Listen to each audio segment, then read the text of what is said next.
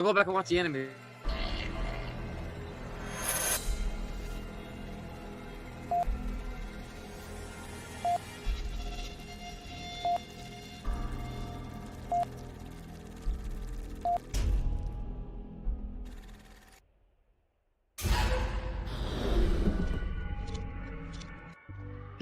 Box.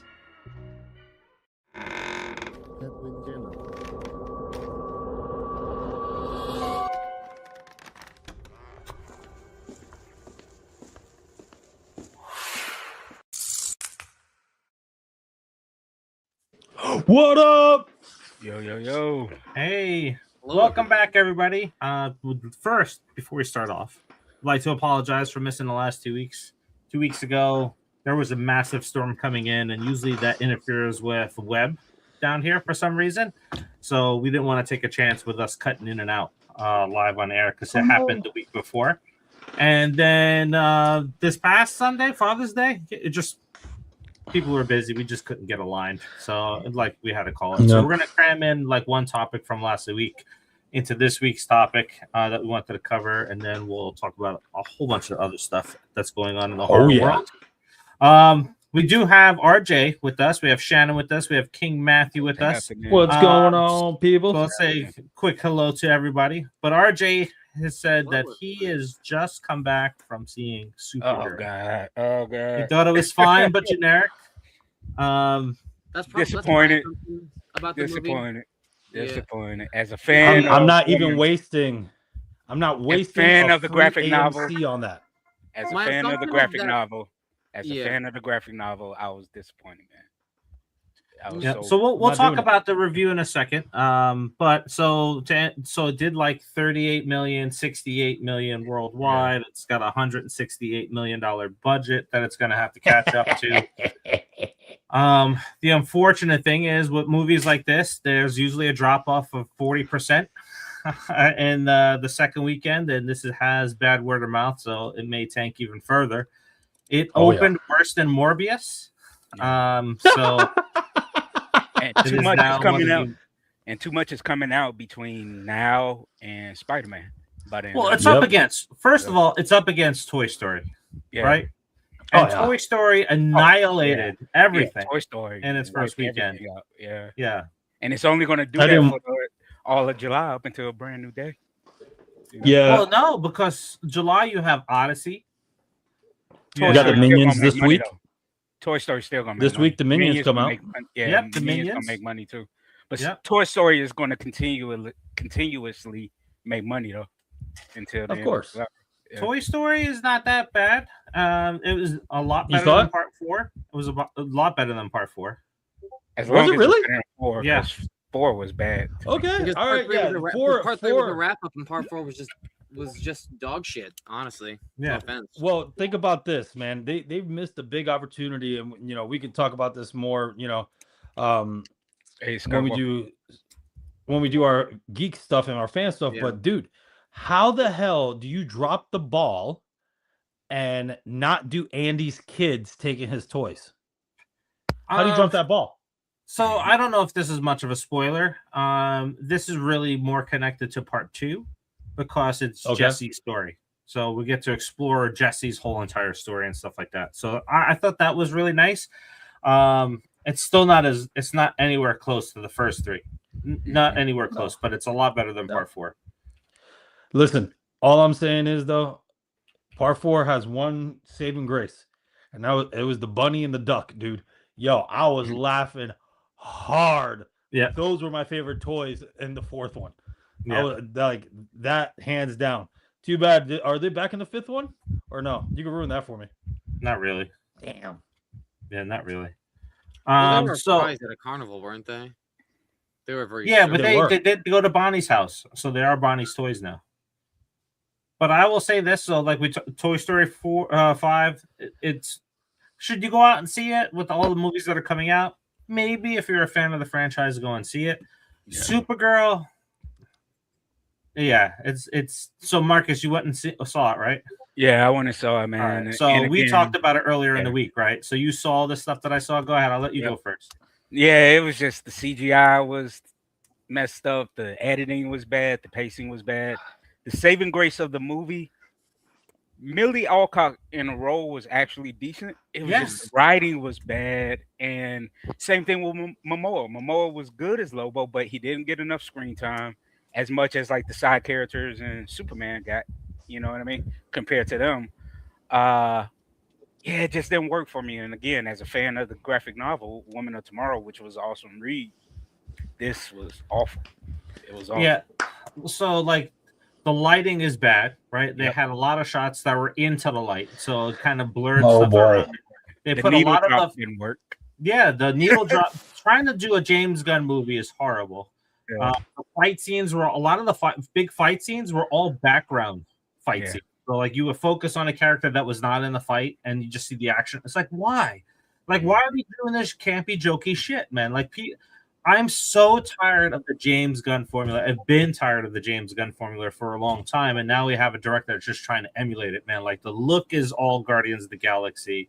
The jokes are all the same. Like the same middle finger, trench coat, headphone wearing main character for Supergirl as Star-Lord. It just doesn't work anymore. They need to he needs to go, honestly. Like I called it earlier. I don't think he's making 5 films in the universe, and this movie's tanking. It could be that's it. I hope. Like my fingers Listen, are truly crossed for Clayface, man. Like I pray to God that Clayface really, but I don't have high hopes. I want it to be because Clayface 1 is one of my favorite Batman villains, and I'm glad that they're doing a horror R-rated horror film. But after these last 2 films, and I wasn't a fan of season 2 of Peacemaker. Creature Commandos was fucking great. I will say that Creature Commandos was great. But I'm just like, I don't have faith anymore, man, in the DCU now. Like, and then Lanterns, I don't even know what to feel about Lanterns because I think you should talk about Lanterns on Geekly. So like you guys are going to be talking about Avatar, so maybe talk about Lanterns. From what I hear, Lanterns is a fucking mess already too, and it's not even out yet. Well, I bet. And dude, this goes to my point that all of us talked many times on our channel is that James Gunn does really well with characters that are not well known and did not do well comic book wise, right? Because then he creates a fun, campy story, you know, teamwork, but it brings these characters to life that people really don't give a shit about, and it's better than, and he has total free creative reign to do it because no one gives a shit about these characters, right? Cool, man. That's why Creature Commandos was awesome. That's why Guardians of the Galaxy did awesome, right? Is because, again, nobody cares. And it's a better story than what we've got in the comics. Awesome. Especially Guardians 3. Incredible. Awesome, right? But when you take a well-established character, man, it does not work. And you can't do the formula. It's just like you said, Dave. You can't do that 80s feel formula, headphone-wearing person when they're not that person. Yeah. It doesn't work. That's like if we did Superman like that. Yep. You know which one would actually work better than Supergirl that could have actually worked? If this was a Superboy movie. When he was the punk rock Superboy, that would have worked. Right? Because he was supposed to be cool kid. The one in the leather jacket, the clone. Yeah, Connor. So like, dude, that would have worked for that character, not Supergirl. Like, what are we doing? Like, even, and I don't agree with her being a drunk and stuff like that. And I get it. People are like, oh, she had a rough past. Cool, man. I get it. Sure. But that would work better for Superboy because he was rebellious. He didn't care. And he was the punk rock, cool, you know what I mean? 90s leather wearing jacket kid at the time of his comic. Yeah. That would have worked better. Yeah. So the comic, though, like, handled the 5 stages of grief perfectly with her being an alcoholic and stuff like that. They didn't explain nothing. They didn't explain that in this nothing movie, like the way they did in the comic. And she's like, she's better at the end. Like she's perfectly fine at the end. Yeah. And then on top of that, Clayface, I don't have hopes. Why? Because it's a Batman movie without Batman. We already saw what happens, all of us fans and everything else. It's not a good turnout. It's not a good turnout. The only good one was a show because Penguin was in the Batman and had that spin-off show, and it was dope, right? That's about it. I don't see Clayface. I don't see Clayface doing well if Batman's not in it. Well, we'll talk a little So- bit more about Clayface towards the end of the show when we're talking about what we look forward to coming up.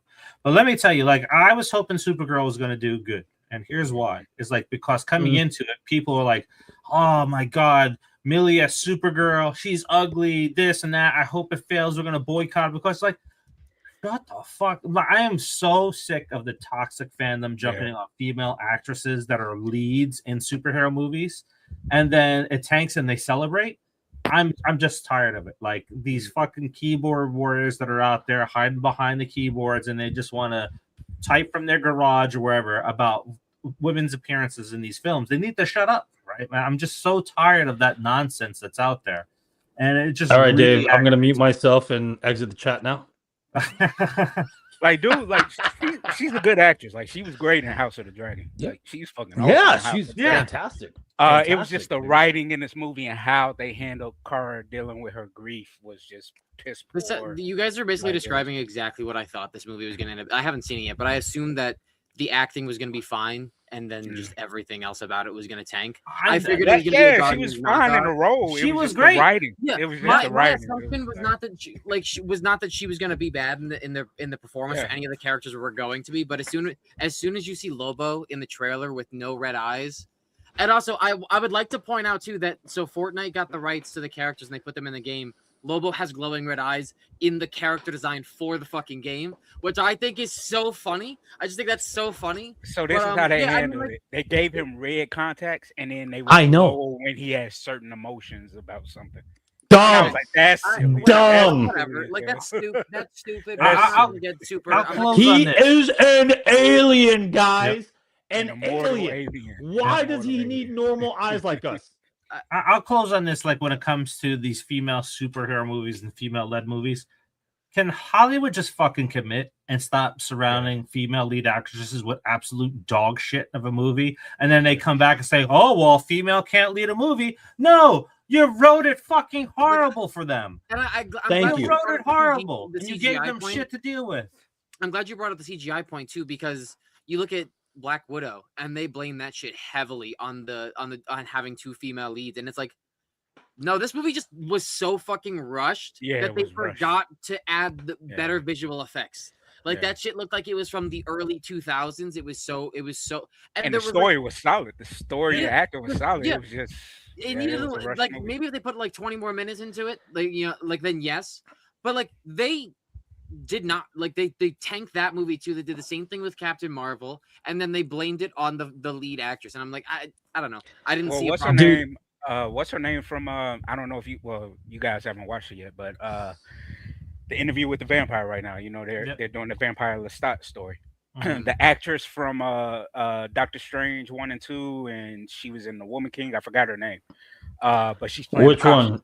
Rachel McAdams. So she was supposed to be Wong's love interest, the one that sacrificed herself with the dark coat in part 2.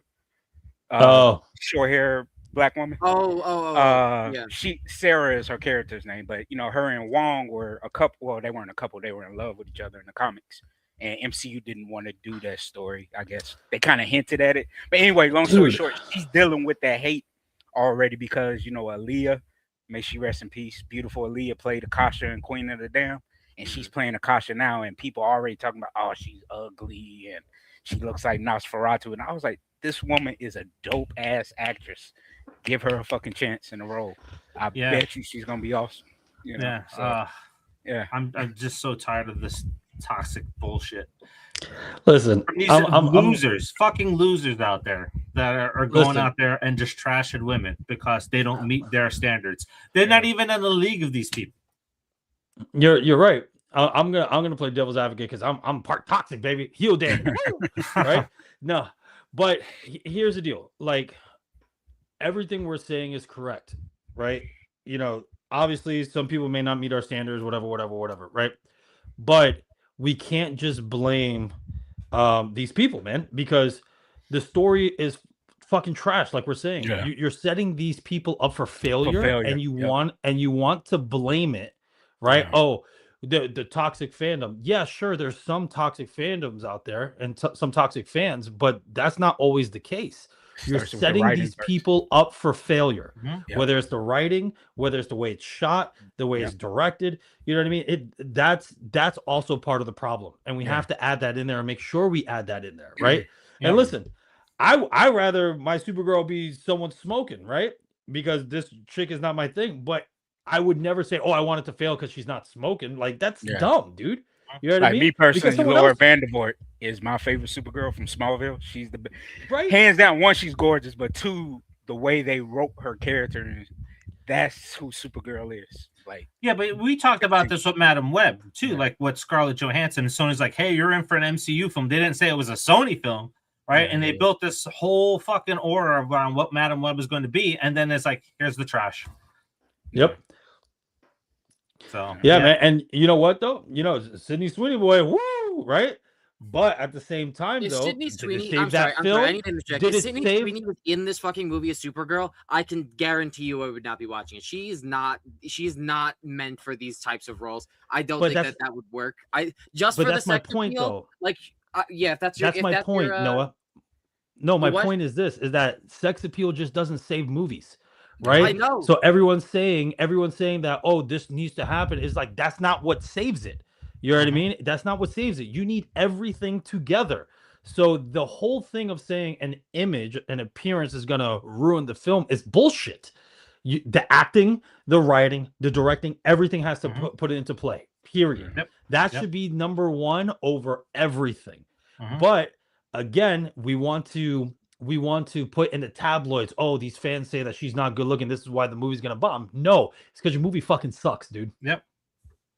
even the supporting actress, her character in the comic was so much more.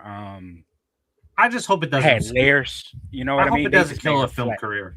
Yeah, Right. they just made her flat in this. No, it movie. shouldn't. Like, They shouldn't, man, because again, she's a phenomenal actress. Yep. Right? And the other things that she played, she was great. So why would it ruin her career? That's dumb. Well, I dude. mean, it's not we her say fault. that, but then we watched how badly Brie Larson got dog walked after she. Did Oh my Captain god, Marvel what they did for to Brie doing the Larson is littlest just of things. horrible. Like, Well, also, she's a horrible. but also her interviews did not help. Let's add that in there. Her She did put interviews up did with her not own help. Yeah. Yeah, she did. The fans she did. caused her to go through a mental breakdown. Like Yeah, this woman I- was starving. I mean, I herself. love her as an actress, though. People, Yeah. some But, people yeah, are great she- publicly speaking. yeah. I mean, that's just a thing. I mean, Kristen Stewart for one. Like, I don't.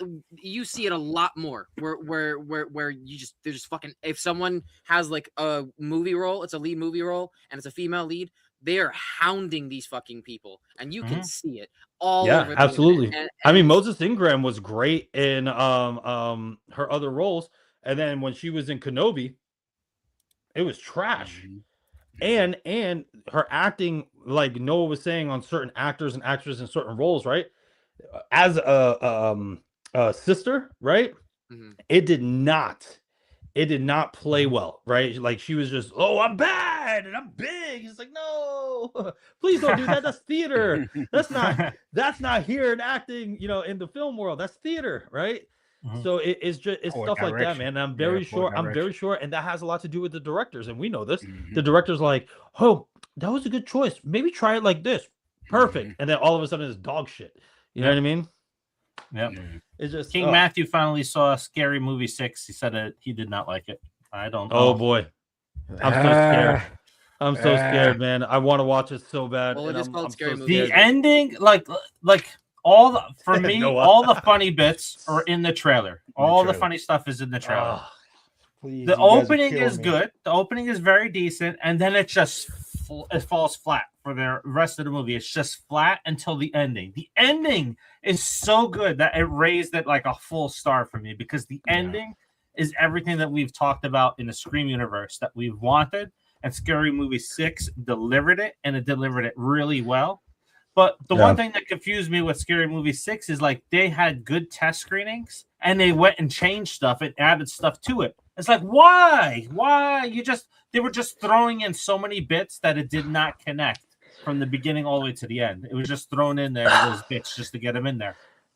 And the problem with test screenings is what we said, what happened with Scream recently, is that it didn't do well that Stu was there, because you get randos off the street that are not fans in there, right? And so they're like, oh, well, Stu's really dead. We were going to have him in there, but we didn't. What? Like, you basically gave a big middle finger to the fans, and that was it? Come on, dude. Like, test screenings need to be people that are fans, that are, the people that are really going to put money in your pocket, man. It can't be just some random people. Yeah, Especially man. a franchise. Yeah. Well, All right. Before we switch off of there, Scott Walker, Trish and I saw Scary Movie 6. It was not funny. It was not good. And it did not, like the first one was a lockdown. And then you do a sequel, bring them back, and the clown doll from Scary Movie 2. It was just, no, not at all. All right. So one of the topics that we were going to talk about last week that we're going to talk about today is Terrifier 4. Is that possibly going to get canceled? Because there's a new lawsuit out there that was dropped about a week ago where Ruthless Studios, the studio that put out All Hallows Eve 1 and All Hallows Eve 2, has come out and said that they had negotiated a contract with Damien Leone where they gave him $5,000 for all the rights for Art the Clown going forward in features and in merchandise. And then they were kind of pushed out when it came to the Terrifier 1, 2, and 3 films. They had no say in the matter. So now they've launched a lawsuit to go after them. So my understanding is more reports came out, because I don't know the full story, even though, I'm friends with Damien and Phil and the Fuzz on Lens guys and that family. My understanding was Damien, and these are the further reports that have come out recently, that Damien sold the shorts, Terrifier and the Night Circle to them. That's it, just the shorts, not Art the Clown, not anything going on with the Terrifier franchise, just the 2 shorts, because that's what All Hallows Eve was the 2 shorts. That was the deal that everybody is saying. I don't know the full story, what's true, if Damien actually sold the rights to a bigger scope of it. But further reports are saying that Damien only sold the 2 shorts to them. And so that's where the deal is supposed to end, was just the Terrifier short film and the Night Circle, which is All Hallows Eve 2013. So I don't know. So if that's the case, if that's all they had, then they do not deserve access or rights to anything beyond All Hallows Eve. And that makes sense. Yeah. Now, like, I know the story behind All Hallows Eve was that Damien was he was hired to be a director for it. He was filming the anthology and he ran out of time. So like he ran out of time and he's like, hey, I have 2 shorts, so we can just throw them in there. And that's kind of how that came together. Yeah. So man, now if they indeed sign a contract to rights, then yeah, they're entitled to it. But everybody is reporting now that he only sold the Night Circle and Terrifier 2011 short film to them to make All Hallows Eve. It's like you need and that's where it's supposed to end. Contract. Yeah. Like to see the specific wording. It's like, oh, the rights to the characters from that are used in All Hallows Eve, and then like the specific breakdown of what they mean by that. Yeah. Which is probably why there's a lawsuit, because there's going to be lawyers that are going to go over that. And but yeah, if it said specifically Art the Clown, which I mean, was he even named Art the Clown in All Hallows Eve? Not until Terrifier 2016. So if they're saying specifically they have the rights to Art the Clown, but then he didn't have the name Art the Clown, then I mean that's messy. Unless you're talking about the design and the characteristics, like all over again. Yeah, that's what I was gonna say. Like it sounds like Friday the 13th, and it's gonna be such a convoluted mess of a lawsuit. Yeah, could come down to the Terrifier name itself and not the clown. But the short called Terrifier, because the movie was called All Hallows Eve. No, so it's the Night Circle was 2008. Terrifier short film was 2011. They combined and then they added those 2 into All Hallows Eve in 2013. Okay. Yeah, and this is the problem, man. Yeah, especially fucking contracts.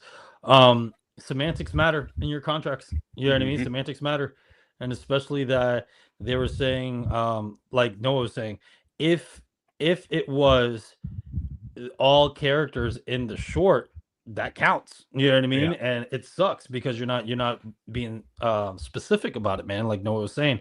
So yeah, it sounds like another Friday the 13th thing, but also it sounds like what happened in Obsession, man. Where was this lawsuit with Terrifier 1 and Terrifier 2?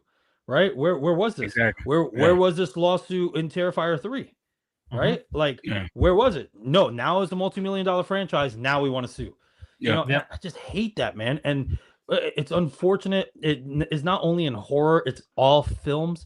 Yeah. I was speaking to Dave about this, but you guys heard me say it over and over again. This is why directors and stunt people and stuff like that, that's why they work with the same people over and over and over again. And it sucks because it ruins it for other actors and other people that want to get into the film industry. But this is the only way shit stays safe. This is the only way where there's no drama and it doesn't hold production back and stuff like that, is to work with people that flow, that that's not going to cause any of this bullshit. Man, it just sucks, man. It really sucks for everyone involved. You know, so I'm hoping, you know, the Terrifier crew, because they were amazing people that we interviewed. I hope they get this settled. I hope it doesn't stop production. I really do hope that Damien can finally conclude his story that he's been wanting to for years. Let's just, you know what I mean? I'm wishing you guys good luck. Please, man. That just sucks and it breaks my heart, man. I hate it. Yeah. You know, I'm getting angry for you guys, damn it. Yeah, I guess we'll see how that plays out. It'll be interesting. I know they were talking about production and early spring of next year, with the target of getting the movie out there. I know from our friends and our internal sources, we haven't heard any changes around that. No. So I guess we'll see what happens. Yeah. Yeah. And like Marcus said too, and I'm gonna add this in there so I don't sound like a douche. If these people did have a contract, like Noah said, nothing specific, you know, and they own the rights, then yeah, they deserve their piece. You know what I mean? They really do.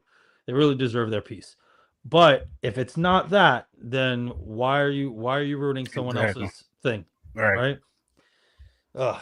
It's just greed, man. Greed. This is why I love you guys. This is why I love you guys, man. Yeah, I can't, man. I can't, you know, and it's unfortunate because we can't talk about too many other people's stories or our own, but all of us face that in some way, shape, or form, and other people we know face that in some way, shape, or form, man. And it sucks. It really does. So, Yep. All right. So I don't know if you guys have seen it, but I think 2 days ago, or maybe 3 days ago, we're going to switch topics real quick. Let me go ahead and change topics here so that people can see when they tune in late. We're going to talk about Evil Dead for a little bit before we talk about horror films for this year and the remainder of the year. So a lot of stuff going on with Evil Dead this month. Have you guys seen the brand new trailer that dropped? Yeah, yeah, I watched. Oh yeah, looks so good. With the all right, so Noah has not seen the brand new trailer, and I thought so when I wish we did a reaction video for that first one, because I actually yelled when I saw the knives and dishwasher scene. There's another scene, incredible. Dude, I love the design of the Dead. Yeah. His Deadite look. Like, I love this new design of the Deadites, man. So I love that the trailer showed, like, remember when the girl, I think it's the first trailer. Remember when the girl walks in and she has her fingers missing and all this stuff? Yeah. No, with her fingers missing, but then they explained it. Like, that looked awesome, bro. I'm excited. I'm excited. So let's go ahead and share the first trailer. No, that's what I'm saying. That's what I'm saying. In the first trailer, okay. I'm already excited about the first trailer, but I'm excited. The second trailer is bomb, dude. Wait a minute, you haven't seen the third trailer then? Because there's another one. There's another final trailer. Yeah. No, I didn't see the third one. All right. So I'm gonna go share the screen. We'll take the hit for it. So we'll play it in its entirety. I think if you take it off the audio or something like that, it works. I am not going to play the audio. We'll just comment through it. Yeah. Well, let's go here. So we got more audio recordings, which is fine. Nice. Ooh, look, we got closed captions. Yeah. Oh yeah, I've seen this one. I've seen this new one. Yep. Oh, you saw this one? Okay. Oh yeah. Dude, she looks so different than she did in Doom. I swear. A much cleaner look than the previous. Dude, he looks so cool. Them contacts look. Love it, dude. And this film is supposed to connect everything in the universe together. Yeah. Are they really? Thank God! Finally. So It's Hunter fine, Doonan, dude. there's an article on Bloody Disgusting. Hunter Doonan, the son, and he played Muse in Daredevil and Wednesday. Mm. He said in the article that how this film is going to bridge the gap of the entire franchise. And then with Evil Dead Wrath being set in the 70s in a prequel to the original film, it's all gonna Yeah, in the Finally, background love for it. that scene when she's crawling, you hear "Dead by Dawn." Dead by Yep. Dawn. I love I it. assume that So these are family members of the people who Yep. originally trained. Yeah, that's what I thought. Yeah. Here it comes. Oh my God! Look at that. Oh! I mean, you got to get that really Oh. good itch. Yeah, love it. Every time I see stuff, it doesn't matter how many times I see it. I'm like, oh man, it's so good. Yeah. Still say So none good. of these new films will touch 2013 as far as the gore, but it's Yeah, still but gonna be still damn good awesome. though. It's All right, still well, gonna let's be damn talk good. about that, right? So you're saying that, but this film came and hit at NC-17, and it had to take out stuff from the movie. Yep. Yeah, I But remember you even saying still, hey, same thing with 2013. Though 2013 was supposed to. Have you seen the unrated cut of 2013? I think I probably have. I probably have. Yeah, man. 2013, hands Yeah. down, is ball to the walls, like probably the most graphic one. But no, I love these new films though. Like even though Yeah, man. the last one was just okay to me, I still enjoy it. Like there's not one Dude, I single like the bad last film. one. No, I like it. I'm Yeah. just saying, like in comparison to like Yeah. there's not one single bad film in this entire No. franchise. Not at all. Not Damn. like this is the most consistent. As much of a Scream fan, Evil Dead is the most consistent horror franchise to me. Oh yeah, Hands yeah. down. I've been saying that too for a long time. Yeah. That this is Well- the best rounded franchise. Yeah. Because you also have to Nice. acknowledge that the reason that the Scream franchise is so good is because the plot holes get filled in with people's conspiracies about the This is true. franchise. Yeah, Yeah. Like, that's this true. is true. Yeah, The fans make consistency Scream better. is the key word there because the Scream franchise, even in its best films, is so inconsistent. Oh yeah. Yeah, because they jump around. Like when we did our rankings, it's like 1, 2, 4, 5, and then everything else. You know what I mean? And then Yeah. 2, we had our disagreements, but when you look at our list, they're all over the place, man. Yeah. You know? So I think we haven't done one in a while. We should probably do a ranking of the Evil Dead franchise after this Oh, movie yeah. comes out. You got to include Yeah. the Oh, show yeah. too, because it's Talk all. about that for months. You got to include. Damn it, the I gotta show, watch too, the though. show. Yeah, you I don't gotta know if watch anybody's it. going to be able to get a show done in 2 weeks. It's 3 Nah. seasons. 3 true. seasons. 3 seasons. Yeah. And they're like 50-minute episodes because they're Stars episodes. Yeah. I don't Show know, was so man, because damn these good. pictures are so small on who this. I could probably look it up. Just I look up the probably- cast. Yeah, just look up the Yeah. cast. Yeah, I'm looking at very tiny pictures. You said Evil Tandy Dead Wright cast, is the mom, or that's the mom. I don't know who's the grandmom. which is an Evil Dead burn, right? Yeah, sure. In the comment section. I'm Greta the only one Van not looking at Deen. it. Oh, maybe Maud Davy. Well, I don't know. She looks pretty young too, but she looks closest to the grandma, Maud Mhm. Davy. why don't you just like look up the Yeah, character Maud name? Davy looks like the grandma. Yeah, Like look up name of grandma character and then look up character. Well, cast. I'm on IMDb right now. So let's see what we got. So let's see. Shannon, Yeah, I hope Maud you're Davy happy. is Polly. Yeah, she's the only yeah. She one. looks a lot younger in person. No. Yeah, there's 2. Forgive me for saying it this way, for lack of a better word. There's 2 seasoned females. There's one that's Susan, which is Tandy Wright, and then Polly is Maud Davy. Mhm. So Yeah, so it's probably her. Yeah, I'm thinking it's Maud Davy too. it's either Maud Davy or Tandy Wright. If you look at Tandy Wright, she's more seasoned.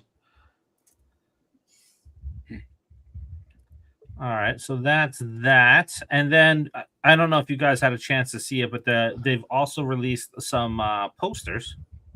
Mhm. This kind of Marcus, these posters look familiar. These inspired me to make the stream board game weapon posters, but we have the weapon posters here. Yeah, I saw him. Yeah. Yep, we got the antique wooden corkscrew. Oh my god, what's going to happen with that?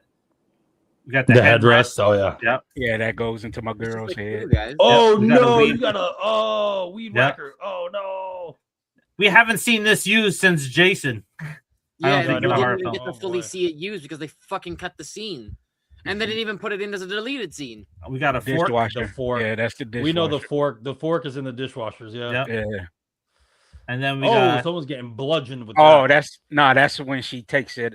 She takes. Oh, the and cup she and drinks the candle wax. wax. Yeah, she Oh, drinks the the wax. wax. Yeah. Yeah, so then that leaves me to believe that maybe this is tied to the NC-17 film, since we see a pen go into the air. What else could they be doing with this? That's You think we're gonna get another self-pleasuring scene with the tool?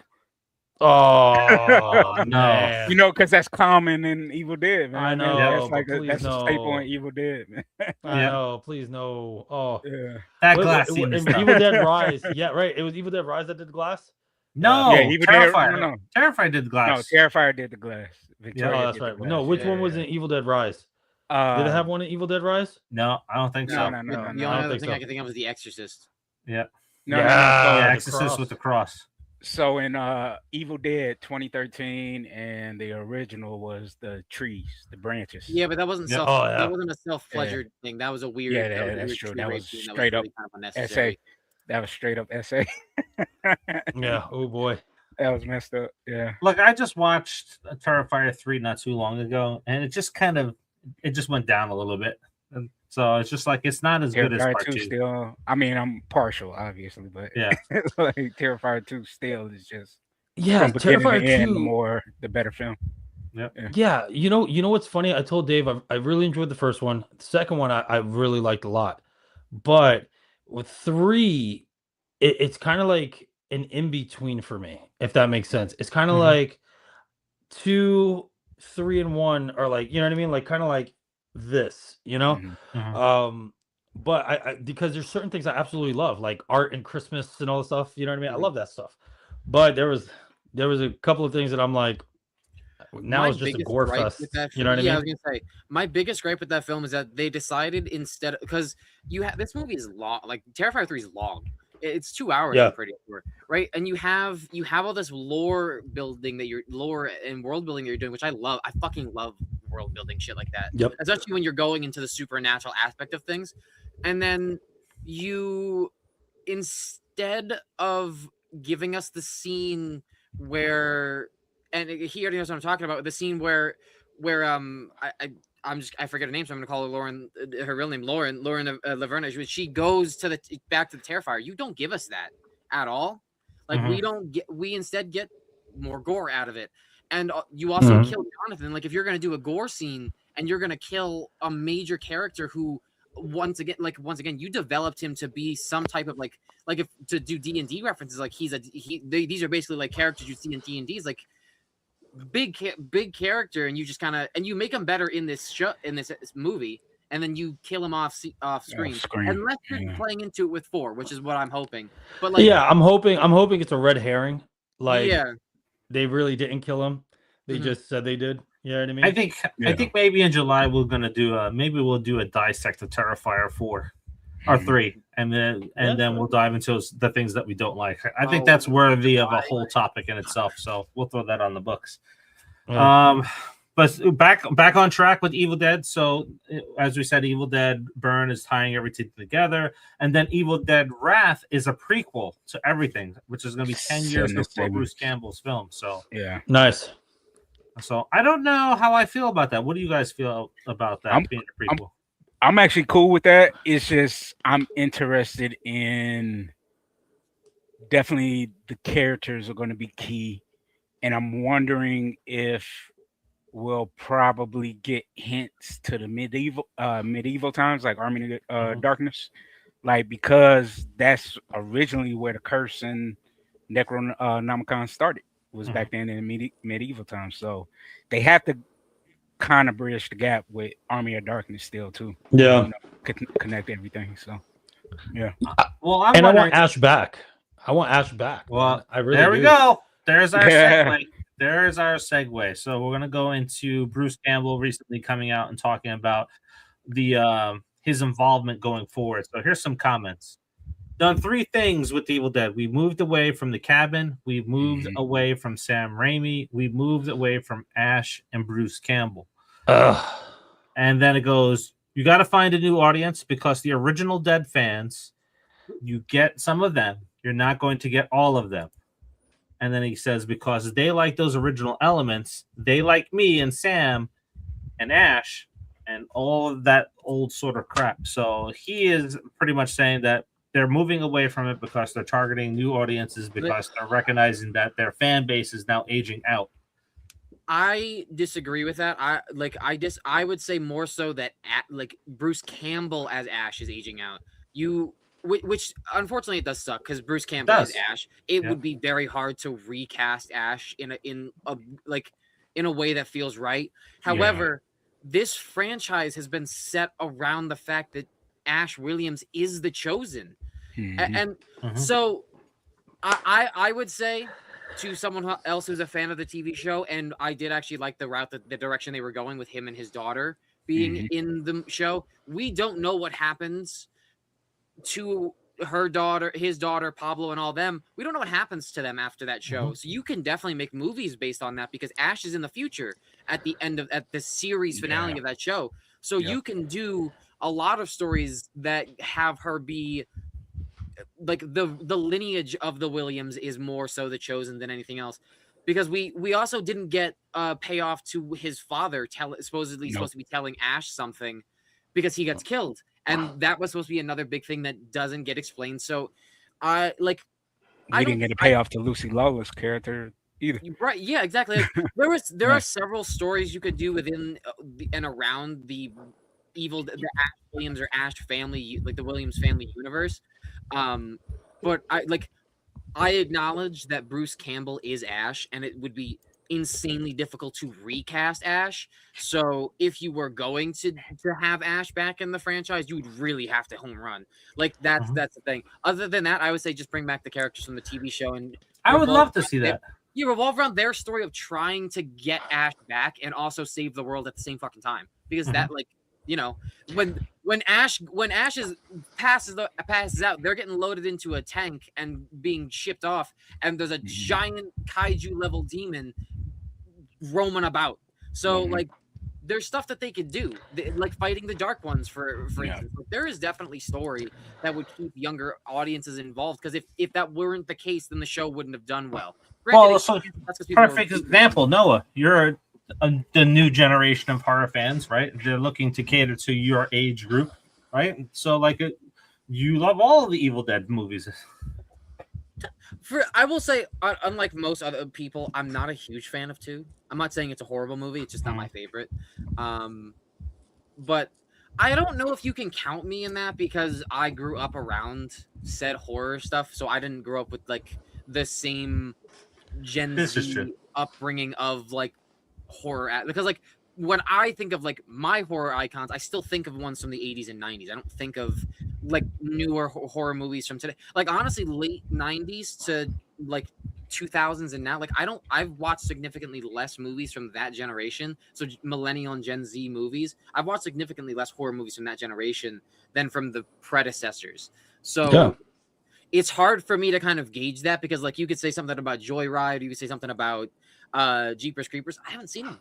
I haven't watched them, and I haven't even. You haven't seen. You gotta watch Joyride. Joyride's good. Yeah, Joyride was fucking great. Joyride is good, but you know what it is though. To Noah's point though, this is where I humbly and respectfully disagree with Mr. Campbell, because he's fantastic. Is that Noah has a point that when you have 90s and early 2000s, there wasn't really much that people are like, oh my god, right? Because you had Scream. And that was pretty much it, dude. In in the 90s into the 2000s, but nothing stuck. Joyride, awesome, or Wolf's Creek, awesome, right? But those are like one-offs. You know what I mean? That everyone's like, okay, there wasn't a really solid franchise. So when you have franchise people and you want to bring new people in, you gotta give it a segue, right? You gotta give it a segue, and I think it's perfect if Wrath happened and Ash is like Marcus is saying. Let's make it in medieval times, right? And then Ash is there because of Army of Darkness. You know what I mean? So it's this whole convoluted time thing that they've been doing this entire time. It makes sense. It doesn't make sense. It totally makes sense, right? And even if Ash went to the future, right? And now that he's older, right, Mr. Campbell, either dye his hair and, CGI his face, or you could have him older and no, he is older in the future. Yeah. He is. No, that's Yeah. what I'm saying. So then you have him older in the future, and then he's come back to the past, and now you have another compelling story of tying it together, like Noah was saying. Now you may have even more payoffs. I'm gonna see if I can find the image real quick of him being in the future. I have it in my, of course, I have it in my cabinet. It won't show good on screen here. Dope Here, I'm ass gonna jacket, share my by the screen way. real quick. I found it. They gave him a sick ass jacket.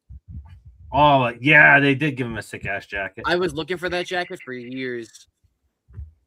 But here it is, right here. Like, look, Dude, he's and got it's a the gray- DeLorean? Come on, Yeah. dude.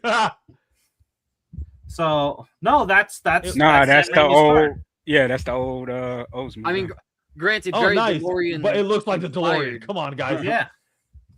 Come on. But dude. yeah, it looks fantastic. He's got the gray in the hair and everything going. So like, I think That's it what I'm works. saying. But I think it's more of the cancer right now. It's probably interfering with some of that stuff Probably. too. So I would even the say only also, person you I know, could see him. He's the only very person I loyal to could Sam see- Raimi, though. Yeah. That's the thing, because think about it. He showed up in Doctor Strange Mom, you know what I mean? And all this other jazz. So yeah, Multiverse of Madness is that literally an also come acronym. out If you on do it, Mother's it's Day? mom. yeah, Yeah, something like that. Yeah. Yeah. It's literally the acronym. They If you did their- do these each of the letters, Disney, it's mom. fuckers. There's only Right, one so yeah. actor who could succeed Bruce in this, but it would Who do be you think? weird to Nathan bring him Fillion. in. Nah. But Who? you stupid. Jeffrey Donovan, who was Bruce's co-star in Burn Notice. me They see. just have this camaraderie and they work so well together. And Jeffrey Donovan actually took on a lot of Bruce's quirks on the show because they had worked together for so long. I mean, Well, But he's the I don't know. only I don't know, one dude. that could do it. I'm gonna throw a Nah, I curveball don't out know, there man. to you guys, Yeah. right? go ahead. Because this actor has the chin. The guy that played Bear in Obsession. Has a No. little bit of a similar look. We don't know his full acting range, but I'm saying he has a I little do. bit of a similar He look. was in Teen Wolf. Oh, is he No. horrible? No, Is he he's a hard? good actor. No, Oh, he's a alright. good actor. No, Yeah, he's a man. good Here- actor. No. Here's no. the thing, right? Like, you can't just go based off of like one key feature of Bruce Campbell because like that. I get it, the chin.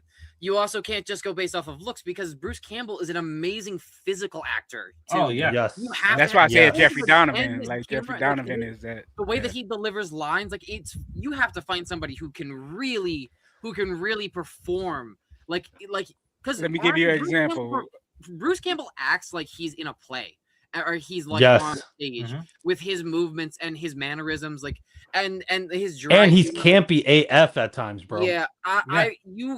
like for me, it's less about getting the look down because anyway, you could throw a pompadour, an '80s pompadour head on, like wig on him or something like that. Throw a blue, like that's fine. You really need to get someone who can perform like Bruce Campbell can perform because that's a big part of Ash is like he's a reluctant, stupid young adult that's also chosen to save the world, which is just gonna make him, egotistical. So like that, that plays into the character and Bruce Campbell. So I don't know. I don't even know who you have in this generation who could do something like that. I can tell you it's not Timothée Chalamet. No. But like I don't know. I really don't, because like one person you could say if you dyed his hair black and has the look, it would be Austin Butler, but I don't think he could do it. And if yeah, you're I don't talking think so. about level of performance, then I would say I'm blanking on his name. Play Pennywise, like he could do it performance wise, but I still Bill don't see him Skarsgård. as Ash. Yeah, but his face though, he doesn't look like an That's actor. the So, thing, like, let me there's tell you, Go ahead. Jeffrey Donovan, like for those that may not know him from Burn Notice, he was in Sicario. He's the voice of Machine Head and Invincible. Yeah. He was in He's Shot good, Caller, man. He's good. I know, Dude, but like, him and he Bruce doesn't have that Campbell. look either. but he you know, has like- that. like- He has that. I know. Gravitas that We need Bruce has, someone. though. I know, but you need both, man. Yeah. You need both because if someone's just good at the physical comedy but doesn't have that look and that weirdness that Bruce Campbell plays and when he's going, a little psychotic and whatnot, I mean, it just doesn't work, man. No, that's what I'm Oh, saying. yeah. He does. Like if you watch Burn Notice, you see it. Like he. Well, you is, know who like- would be able to do I it? said, hold Oh. on. I said also tie in the look. Yeah, Oh, you know who would be so able to saying. do it, but everybody may get sick of seeing it? Ryan Reynolds. Oh God.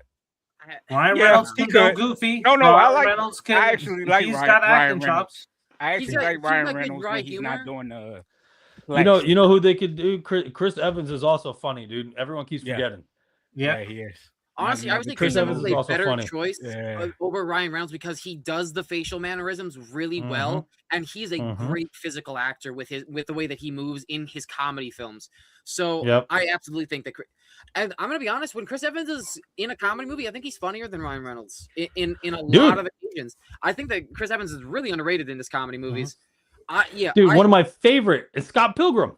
Scott Pilgrim. Oh yes, dude. Yes. The over the top action star was incredible. Well, what about Brandon Routh? Brandon Routh could do it too.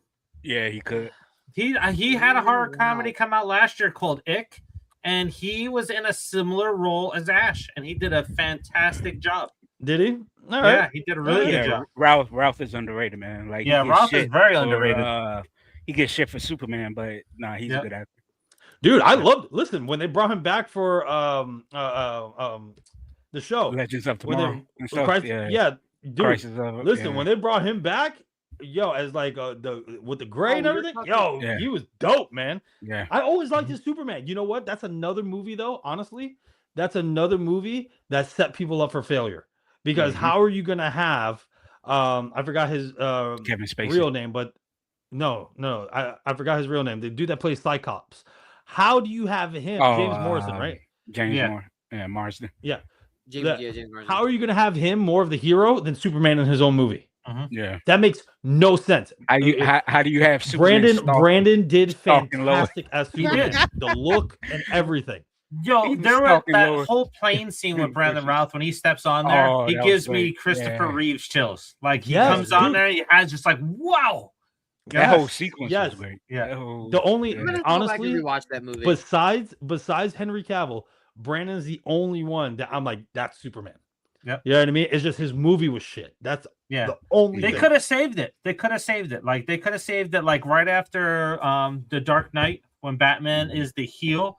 That's when you say, now we do Batman versus Superman because it makes sense. Bring in Brandon Routh as Superman and forget Bane. That's what it should be. The true Batman 3. I'm gonna throw out a hot take. The Dark Knight trilogy does not hold up. I'm thinking about it. Yeah, it's not. You crazy? You crazy? Hold on. I'm gonna agree. Because listen. Let's save it for Geekly. I'm with Dave. I'm with Dave on this. I'm gonna say it real quick. If Heath Ledger wasn't in the second one, Batman Begins is still my favorite of the trilogy. Hold on, Batman Begins is still my favorite of the trilogy. The only reason why The Dark Knight is my favorite is because Heath Ledger's performance was absolutely incredible, dude. Yeah, he carried that movie on his back for real. And I don't know, but out of the three, Batman Begins is the only one that I feel like he's Batman for real. That's the only one. Like The Dark Knight Returns, if you watch it, a lot of times I'll skip to the Heath Ledger scenes. Because that's the movie. It's not because The Dark Knight? He died. It's just because he did so good in that performance. No, dude. If everyone was saying that he got a pity Oscar, I didn't think so, man. That performance was out of control. Yeah. That movie was out of control because of him. But even the third one, bro. The third one, I was like, what are we doing? And I love Tom Hardy, bro. But they gave him the Batman meets Sean. They got him Darth Vader meets Sean Connery voice. You know what I mean? And then the Things is the one that does it. He didn't have Venom, nothing. Like I was like, and then Talia's in it, and then Catwoman's in it, and then like no one really has a story in it. It's kind of like I like Cillian Murphy in Batman Begins again. Incredible. Another character thing, right? that fucked you up. take Cillian Murphy out of that movie, and I don't think that movie performs as well. I think it's the same thing. I think with Batman Begins and Dark Knight, your performances are carried by your lead villain, which is Cillian Murphy as Scarecrow. But by the way, fucking love that look. And Heath Ledger as the Joker. I know it's like way off topic, but like if we're talking about Superman and we're talking about that time of movies, I don't think that they hold up that well. I really don't. I don't think that type of Batman's a good Batman. So look, I talked about it, I think, a couple weeks ago that we're going to bring back a show called 5 Things, right? Maybe we'll change up our content style a little bit, right? I love it. And I think the mention was doing one live. So I'm planning on the horror topic ones. Maybe you guys do on a Geekly. 5 Things? Hell yeah. On a franchise. I love 5 Things. Stuff like that. Yeah. All right. So before we switch off of Evil Dead, Shannon threw out a suggestion. Kyle Gardner has great facial expressions, good with physical Yeah, stunts. he's a good actor. Yeah, He is a fantastic underrated Yeah. actor, and Yeah, he especially is. when it comes to horror, he's in a lot of horror stuff. And his Oh daughter. yeah, he was in Smile. crushed Yeah, it. dude, he's a good actor, bro. His daughter crushed it in Alien Earth. Gallner, yeah, Gallner. Yeah, his daughter Yeah, no, killed it in he Alien was Earth. great. Yeah, but he was also great in Smile, bro. I love that. No, Yeah. oh, I'm sorry. I'm thinking of Kyle Chandler. My bad. She said Kyle Gardner. My bad. I'm thinking of Kyle Chandler from Friday Night Lights. My fault. Oh, he was All also right. in Scream. He was the dude that got stabbed in the neck from the bar. Yeah, he he's was Vincent. Stu's Yep. nephew. Mhm. Yeah, Stu's Yeah. nephew. All right, let's go ahead and let's take a look at our next topic here. Let's Don't forget he was go- in whatchamacallit, Megan Fox's movie. What's the movie where she was the succubus? Jennifer's Body. Jennifer's Body. Yeah, he was the punk rock kid in that. Yep. He And was in the remake of Nightmare on Elm Street. Yeah, he's been in so many horror movies. Yeah. Yeah. All Started right, off so in Veronica Mars let's jump into our main topic for and tonight. Smallville. Ooh. As- So late in the game, we're jumping into our main topic. Yeah. Has horror peaked for the year, right? So I still think we're not as good as last year and the previous year, because I thought the previous year was really pretty much stacked. But we have some really big game changers this year with Obsession dropping. Bangers this year. Yeah. With Backrooms. I don't think the Backrooms is as good as everybody thinks it is, but man, is it? I say the same thing with Obsession. Yeah. So The reason why I say Obsession was such a success is because the subject matter is a hot topic of discussion right now. Sure. As far as like, toxic relationships and stuff. Mhm. How it will age over time, I don't think it'll age well. But I think it's hot right now because of the subject matter. And it was just a good film though, but I don't think it will age well over the years though. now I've seen Remember, 71 movies this year. Brand new movies. damn. Yep. Damn. 71 movies into the year. Right. We have 2 horror movies that now have broke the top 10 grossing horror movies of all time. Backrooms and Obsession, right? Yeah. And as of a couple of days ago, in the box office standings before Toy Story, or actually right after Toy Story came out, Obsession was sitting at number 5 for the year domestically. Backrooms is at number 7 for the year domestically. Scream is at 11. Scary Movies at 13, and Send Help is at 20. So you have 5 horror movies in the first half of the year that were sitting in the top 20. And then worldwide, Obsession is at number 8. Backrooms is at number 10. Scream is at 14, and Scary Movies at 15. So we have 4 movies in the top 15 worldwide for the horror genre. So horror genre is doing really good. You have a horror channel because horror genre is very underrated when it comes to Hollywood and stuff like that. But let's talk about the big 3 right now. So Obsession, right? I don't think we had a chance to fully all discuss it together. So Danny, you said that you didn't really like the Obsession film. So go ahead. I did. So that's a strong take on it. Obviously, heel Danny is fucking around. But like if you want me to be honest with you, I thought it was good as like if we were to our list that we, usually do our rankings, it's a must see, but it's not like, oh my God, it's incredible. Like for me personally, I think we had so many shit movies lately that once we get something that's decent, everyone's just like, oh my God, it's the best movie ever. And it's just like, yeah, when you're comparing it to shit, you know what I mean? Like that's it. Like, again, my main take on Obsession was the performance by that young lady, man. She was phenomenal.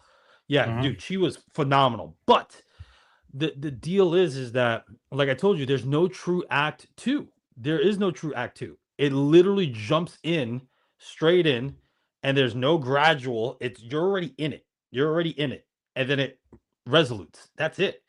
You know what I mean? And so I do like that. I do like all stories how it ends with the beginning. You know what I mean? With the medicine that we saw the cat take and that he took, sure. But I really do think slight tweaks, and I mentioned this on the podcast before, slight tweaks could have made it go from good to amazing and do even better than it's doing now with just slight tweaks. That's why I'm just like, yeah, but when everyone's saying it's the best movie ever for horror lately, I would highly disagree. I would highly disagree because, again, when you're comparing it to all these shit movies that are coming out, yeah, of course it's going to look like a golden goose. You know what I mean? But wait until other movies come out, horror movies that do really, really well. Is it going to stand up to the test of time? Like, Marcus was just discussing. Is it? Yeah, I'm gonna pull up the last couple years of my top 10 to see where that's at. But I'm gonna say I think it is gonna do go well. ahead. I think it is gonna do well, and here's why, right? So I think that the act, like the non-traditional act 1 through 3 that we got, I think that was a style choice. I don't think that was a mistake, and I everything that you see about this movie is people dissecting it positively and finding new things to theorize about and just genuinely enjoy out of this movie. It's like you are seeing similar enjoyment out of this that you're getting out of the Scream franchise when they talk about their theories and that stuff in that regard. I think that this movie is going to continue to do well because I do think that it is just a good movie. Like if you watch it, you sit down and you just are going to enjoy. Again, maybe not for everyone because Danny, you there's parts that you're not enjoying, but I'm gonna sit down. I'm gonna enjoy this movie every time. I have so far, and I've watched it a couple of times, and I don't think that that's because of the lackluster year that we've been having, because I don't think that the horror movies this year have been lackluster, and I don't think that I'm comparing it to previous years because I haven't even seen that many horror movies from the previous years, and I tend not to do that. I tend not to compare movies to previous ones because, like, I can compare this to Sinners or The Long Walk, and it'd be like they're all for me. They're all neck and neck for the movies that have come out recently because it's just a really good. I think it's a really good film, and I think a lot of the things that they did about this movie were very intelligent. And I also kind of believe that the film kind of shows you that if you get the right fan base, not everyone's media literacy is as dead as you think it is because people are picking up on the subliminal messaging behind everything, and even seeing newer stuff. I saw a new theory where people were saying that every time, like a lot of the times where you're seeing, not every time, but a lot of times where you're seeing Nikki go back, like start having her freakouts, she at one point or another her face is covered or not showing him, like especially with the flower pot scene where like that's full, like a full moment where she's covering it. The theory with that is that whenever her face is like not fully in line of Bear's sight, that she is more likely to be able to snap out of whatever is happening to her, because we don't know if it's an entity or whatnot, but just things like that. I do think that a lot of people are going to enjoy it as a fad, as a phase, especially with the like the Make-A-Wish. That's wrong. With the One Wish. That's part 2, Noah. Yeah. So especially I think the One Wish Below, I think that's going to be a big like part of people's enjoyment of the film, but I do think that a lot of people are just enjoying the nuances of the film. Now we're gonna have sick kids make a wish. Yeah, and it is interesting to see because again, like we all have different takes on the characters, like not varying takes, but we all have different takes on the characters. So when you get to talk to other people who are seeing this movie and they pick up on things that you didn't pick up on, and vice versa, and they have different viewpoints on the characters, like I think this film is just genuinely enjoyable as a community film. All right, sure. I like that. I like that. So how about the Backrooms? Does everybody see the Backrooms? Because I thought the Backrooms was okay. It's just so long. But you see, Dave, what you felt that way, I felt about Obsession, that it took forever for something to happen. You know what I mean? Like for me, it's just like, okay, cool. She's wigging out. Yeah. All right. You know what I mean? Yeah. And then like when things actually start picking up, you're like, that's it? We're already the end? Like, what's up, dude? Like I wanted an escalation in the movie. But that's why I'm saying there was no true act 2, right? You jump into act 1, you're already in it, and everything is just here. And then now you're at 3. There's no escalation of you getting like worried more and more and more. It's just like she was already there. So, like I said, you skipped act 1. So there's no build up to 2. You're already at 2 to 3. That was it. It may be a style choice, but for me, it was just like, okay, pick it up. Like, what are we doing? I agree with that in the sense that like because right at the beginning he makes the wish, like, and that's right in the opening. So it's like That's what I'm saying. at that point in time, she's not fully herself because she is herself and then not herself at the same time because we see her going in and out right at the beginning too. But you do feel because at that point she's not herself. Her autonomy has been taken away. She's under some type of control, magic wise, right? So like from that standpoint, I understand. But from the standpoint of like, there's no buildup. I would say that there's buildup. I mean, like right in the beginning, you have her doing the ceremony for the cat, and then you have them in in the restaurant, and then you have her staring at him in the store. Well, So that's my point, Noah. These are all buildup. For me, this is all buildup. No, is because she's already crazy, dude. Like, what I mean is this. Imagine this, right? Yeah, but this I don't is see it how that way. I It's her think. being crazy. I don't think that's how that. Like, that's not the direction that it's because. Well, it's her because going they in said and no out of her- entity. Yeah, I know. They said there was no entity and none But that of that. doesn't It mean could be a it's her. spell. But her, she's not crazy. She's like something is happening to her. No, I understand that. Yeah. that. But what I'm saying is they're saying this not an entity. They're saying this not, you know what I mean? So we don't know what it is, right? But let's just say it's just it makes her crazy because she's fully obsessed, right? But what I'm saying is she's already there from the beginning. Now imagine this. This is my small tweak, right? Like I said, it's a good movie, but this is my small tweak that would be even better. Imagine that she was normal through the whole thing, right? And gradually she starts getting more and more obsessed. You see what I'm saying? Like it's a gradual thing that you see the descent into fully like taking over autonomously rather than the reversal. Yeah, and you see what I'm saying? But they did do that. So like you got a little bit of No, it. man. They did, right? Because you got a little bit of the taste of it at the beginning, and then you get the montage of them just having a normal relationship. I don't know if it was really normal. Marcus, what do you got to say on that? Because it looked like you were So signed. this is how I view it. I kind of view it like a twisted version of, remember the Tom Hanks movie Big? Yeah. Yes. Yeah. Yeah. So remember when he, as a kid, went to, what was it called? The machine Zartan or whatever it was called? Mhm. Zartan. And then the next morning he was instantly big. You know, that's kind of how I view it. So we got the exposition of what their dynamic was before he made the wish, all in dialogue and their interaction in the beginning. And then when he, I get what Danny was saying, that it instantly went to him making a wish, and then it was instant for her. Yeah, it's an instant. I kind of viewed it like Big. It was like kind of like Big to me, and that's why it was like I felt like had I not seen movies like that before where the wish is instant, then I could see Danny's argument and be like, yeah, it is kind of like disjointing. But because I've seen it played out in other films, I was like, it works. Yeah, I mean, but Big was a totally different, you know what I mean? A totally different storyline of how that worked, right? This is something that is taking over her and making her, like, again, crazy, if you will, right? Because again, they don't explain what it is, right? So I would have loved to see more and more of that buildup of that descent, man. You know what I mean? So before we talk about some of the other horror movies, does Obsession 2 hit on this? Like, is it going to be as popular as Obsession 1? I don't think they can recapture this magic. No. I don't think that it's going to be that way. I think that you're going to get the TV series about the One Wish Willow. I like his anthology. Yeah. I don't think making a sequel to Obsession makes sense, because then it's just like you're making the same wish, and then it's going to happen all over again. Whereas like you get your stories from the One Wish Willow, you can just title them something different. So like if you want to call the anthology series the One Wish Willows, like that's fine, or something like along those lines, sure. And then the episodes are different names. But like I think if you have the One Wish Willow in other movies, it should be a different name. Because I don't think it shouldn't be the same concept. I don't think it should be the same concept. And they even said it themselves, like the One Wish Willow isn't even inherently supposed to be a bad thing. It's just Bear made a stupid fucking dumbest fucking wish you could possibly make. Can I interject? Sure. So it was hinted. And again, also he was saying in the interviews, it was hinted that it's the type of person you are, because remember the store owner, the store owner apparently made that wish and everything worked out for him, right? Well, look at his friend with $1 billion.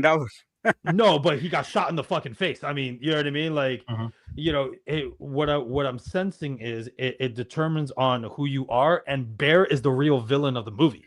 Oh yeah, Because definitely. even when, because one, he was the one that was obsessed with her. Yeah. And that's why I think it turned into an obsession for her, because he was the one that was obsessed. Mhm. And number two is that we definitely saw the villain with one line, which is my favorite in the movie, when she's like, "Please kill me." And then his first line back was, "What's so wrong being with me?" Yep. And she's like, "I'm not with you, jackass." Like, you know what I mean? She's just like, well, I "This mean, is- to me, this he is was a not villain me. when you I've put his never cat in the been trash with you." bag. I'm sorry, you You put know? your one. There's no way that cat got that bottle open. That bottle had to have been open, regardless of whether or not. Yeah, he probably left it open. That motherfucker was. He also left out open cans of wet cat food with the lids slightly open. That's a good way to cut themselves.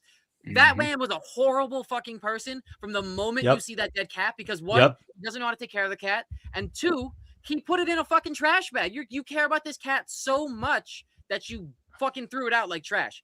I'm sorry. Go fuck yourself, Bear. And I think ahead. too, to your point, Noah, I think too is that the anthology series, if they did one episode that everything went right for a person, you know what I mean? Yeah. I think that would be a good indicator of what we're talking about now. Yeah. Yeah, sorry, but Yeah, continue. I like a TV show better. I will I do say like that, the TV but show that better. wish, though, regardless of your intentions or the person you are, that's a horrible fucking wish. Like, you are fully taking someone's like emotions and feelings and be like, yeah, but we're just gonna direct all of that towards me in a positive way. Like that's horrible. Like that's that's a stupid wish. Like I use like if you said me, I like, again, still wrong. It's still wrong, but like it's like I just wish that she loved me for me or whatever. Like that is still wrong, but infinitely better than what more than anything in the fucking world. You really went for the bag, my good sir. Yeah.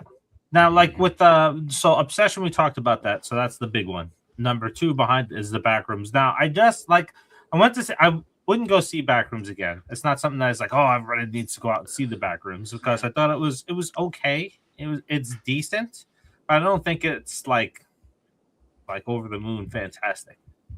Again, for me, I'm new to it. I never watched the YouTube stuff, so I went in blind.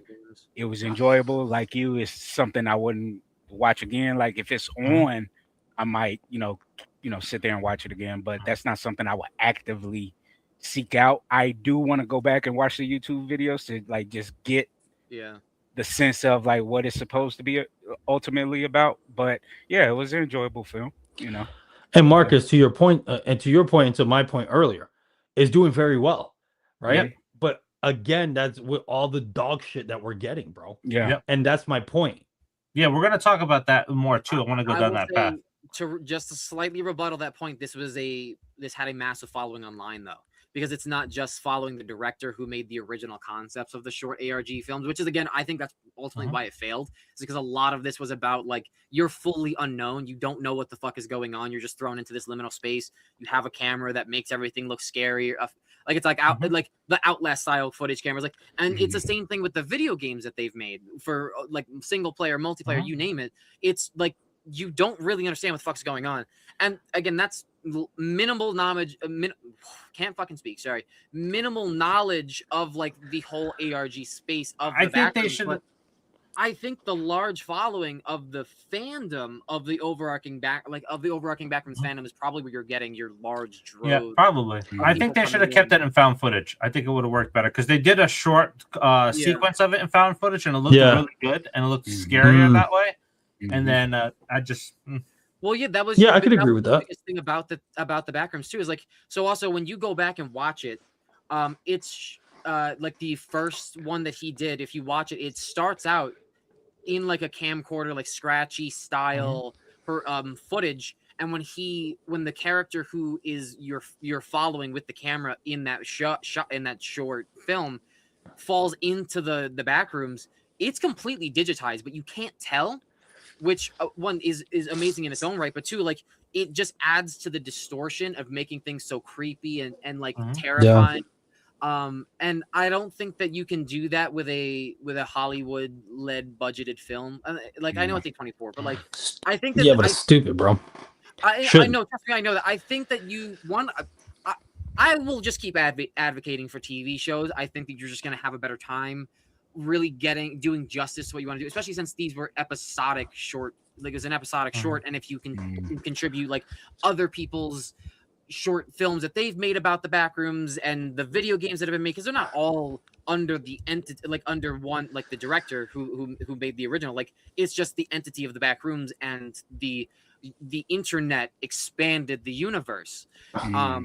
I think you can definitely do it, but I do think that it should be a full. I think you're right. I think it should be first person. Well, yeah, they did do it. So Japan did it with Exit. Yes, thank you. That movie was dope, man. I did not get to watch it. The subtitles were not working properly for me, so I was unfortunately lost. So I rented it on that, Prime. Oh, go ahead. I rented it on Prime. And dude, let me tell you, I was so immersed in this.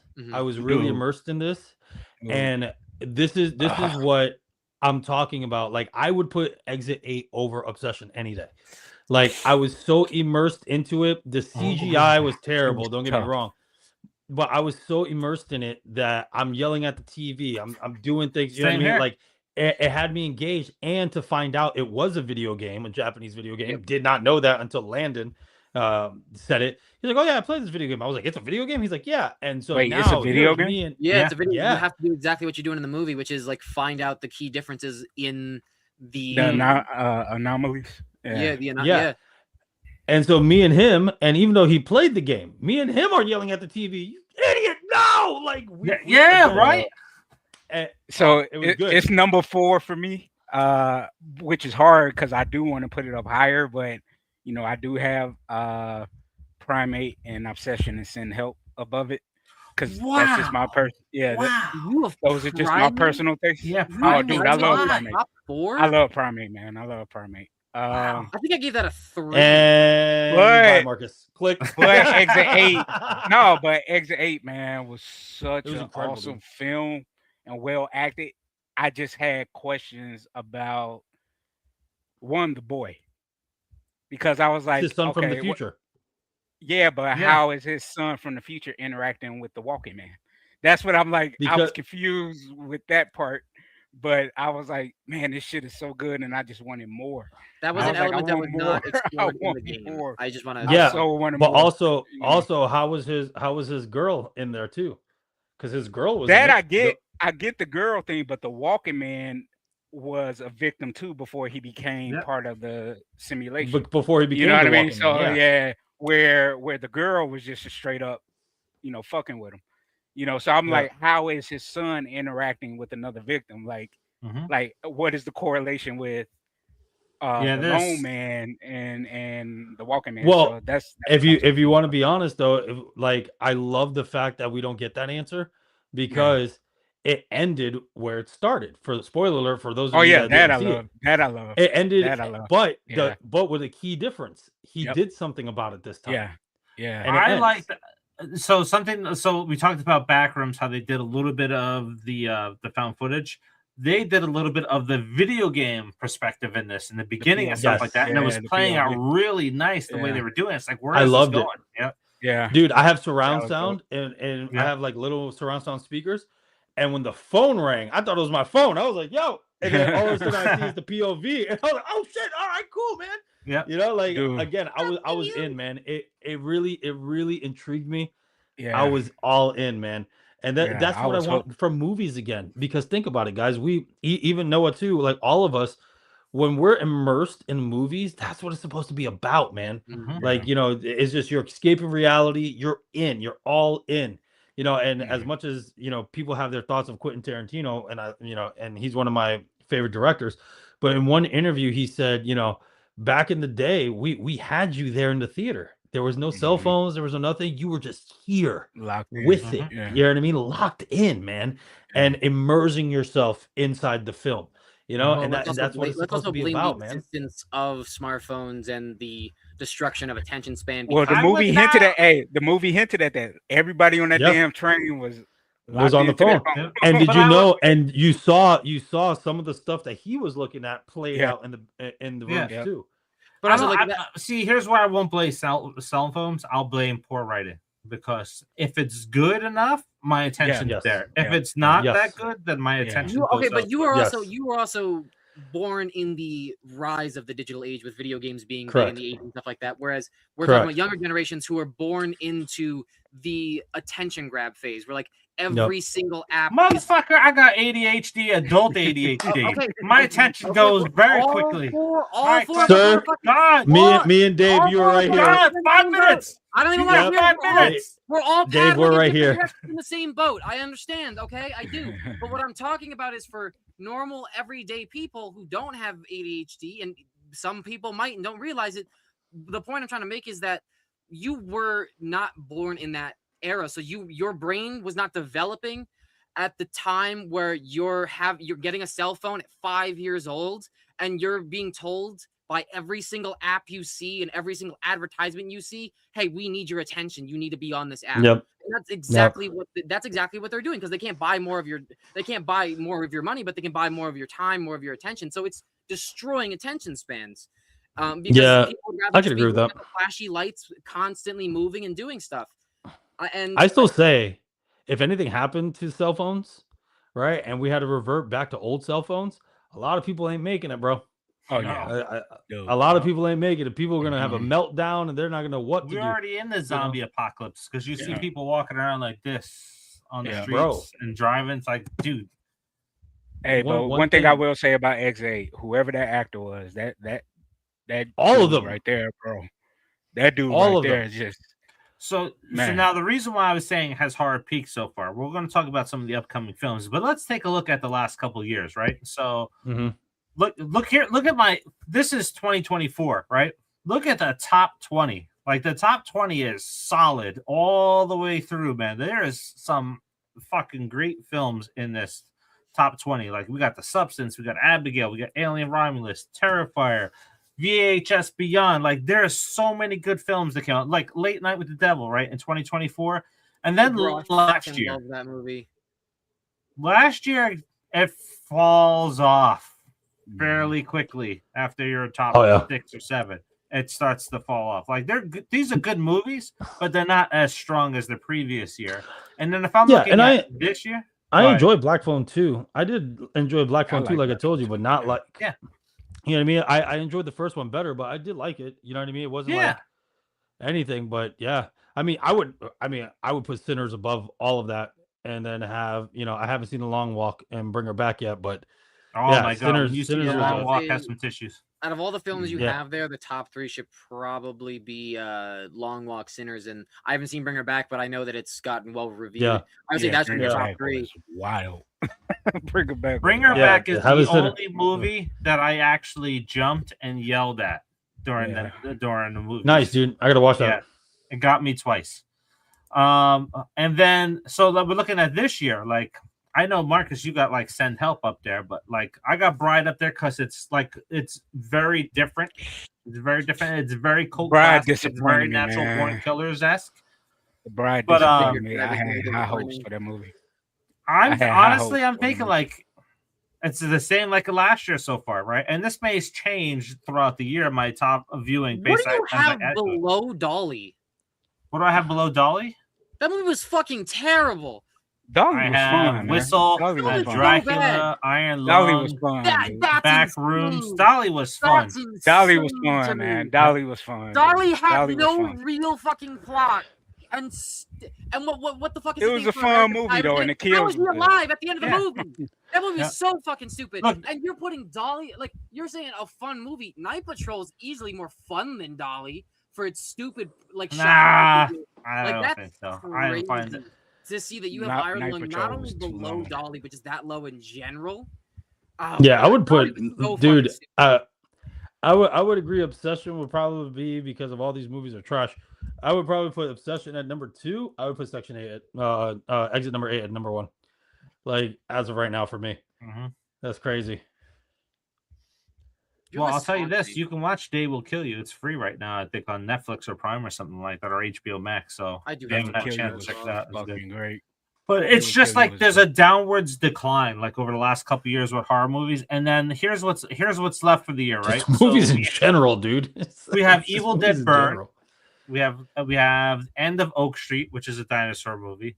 We have The Colony. The Colony is a sequel to Train to Busan. We saw the trailer a couple weeks ago. Looks fantastic, right? Well, technically, Ice Cream Man. Technically, it's a sequel to Peninsula. Oh, It's just it just makes it a trilogy. we have Insidious. Insidious looks pretty decent, but doesn't mean it's going to be good. We have Resident Evil, and then we have Clayface. So there's not like a strong lineup of movies coming out to say that we're going to get better in the rest of the year for horror. But what are you guys so I got a looking question forward for you, Dave. Yeah, I do have a question before we jump on that one. Because of They Would Kill You and Ready or Not 2, even though those are classified as, revenge horror, me personally, I want to add Is God Is to that list, even though it's considered just more of a revenge film. But the subject matter of it, if it were to get added to the horror list, I would actually put Is God Is up there. In the top 5. I have to check that out. I don't know. I haven't seen that. No. Yeah, Is God Is one hell of a revenge film with Sterling K. Brown and about 2 twin sisters with Vivica Fox in it. That movie is. But is it better than good. Furious? I know. Have you seen Furious yet? Yes. Oh yeah, no, Furious is fucking awesome. So if Bro, you want Furious to is know how you're the gonna best action movie I done seen in I don't know, man. I know the trailer. I think the trailer for Is God Is, and my partner and I have talked about this. The fuck? So if you watch Welcome to Derry, if you remember the emotional feeling you got from episode 7, that like the fire scene, that. Yeah, like that same guttural anger and pain that you feel watching that episode. That's what this movie does. That's what this movie. I need some holy water, guys. Honestly, they didn't hear the mic hiss at you. I would consider that a type. It wasn't the mic. No, it's a horrific film. Case. Yeah, it's guys. This is weird. You ready? Political horror. This is weird. Listen, my Pelican box was wide open, and it just slammed shut.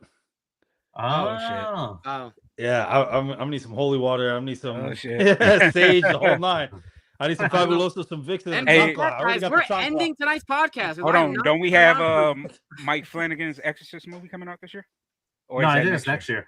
Oh, that's next year. Yeah, it's next year. But so of those movies that are remaining, Evil Dead Burn, Ice Cream Man, Colony, Insidious. I would say Ice Cream Man and Clayface for me are the only 2 movies that I'm looking. I want to see that. I want to see that cereal mascot with the unicorn. I want to see that movie. Oh yeah, that looks decent too. Looks like it'll be a fun. I do think that we're gonna hit a decline in horror this year because other than the ones that you've mentioned, and I'm not even excited about all of those ones. I don't know of any other. We also have to imagine we're getting heavy hitters for as in Spider-Man, Dune, Avengers, so people are shying away from the second half of the year, which is understandable.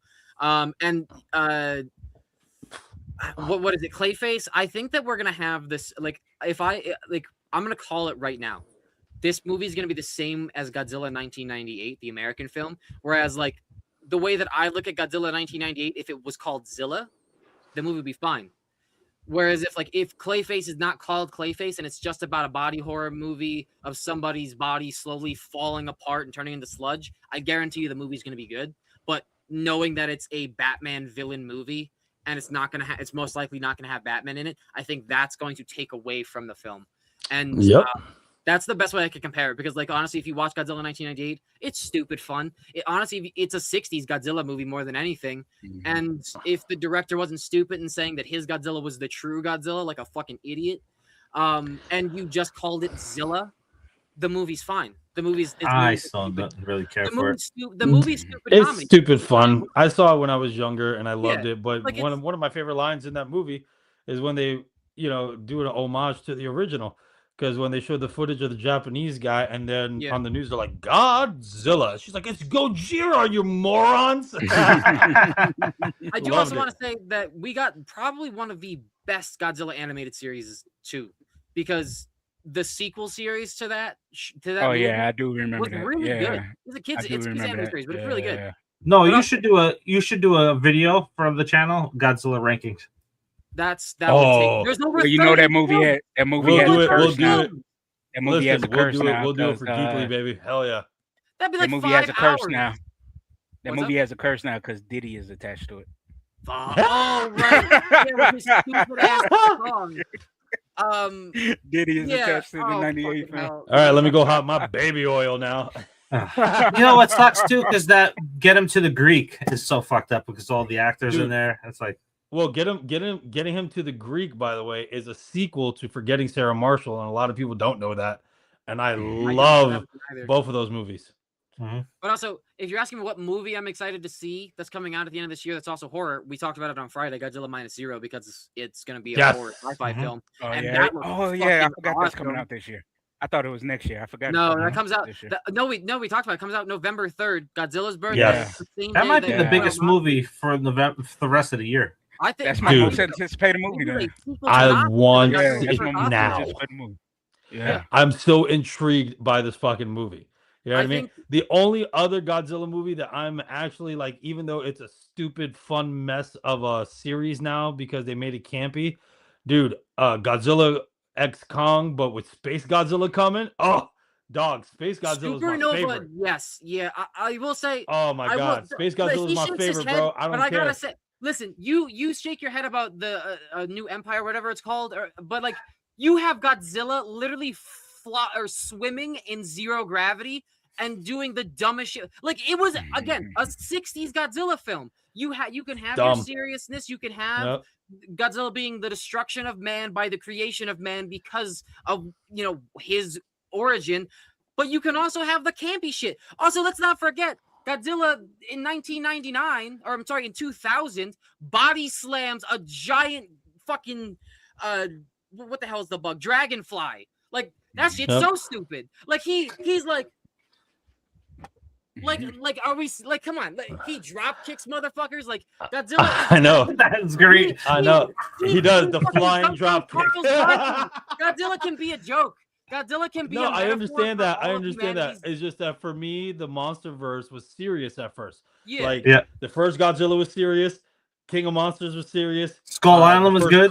Skull Yep. Island was serious, Island and is then a- Monarch the series is serious, right? And then now you have Godzilla versus Kong, man. Oh my god, it was bad, bro. Like the first Godzilla versus Kong was cool, but then it just got campy, and Yeah, it like got I know campy. Supernova is probably going to be super campy, but man, I just love Space Godzilla, bro. Space Godzilla is my favorite.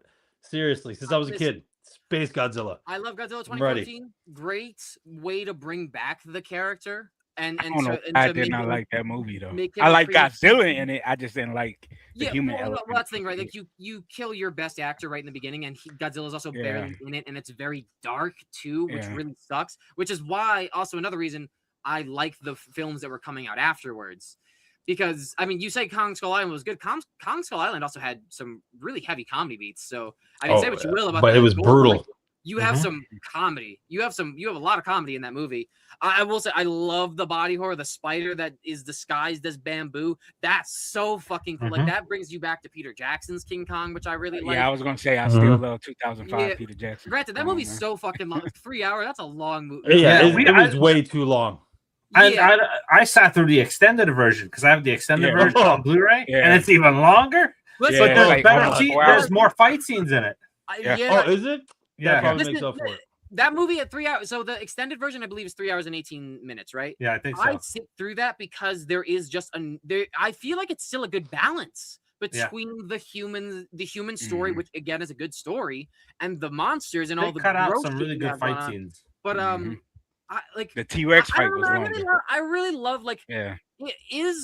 am I a little upset and disappointed that they're not really going into the seriousness of like Godzilla being a prehistoric monster and all this other jazz?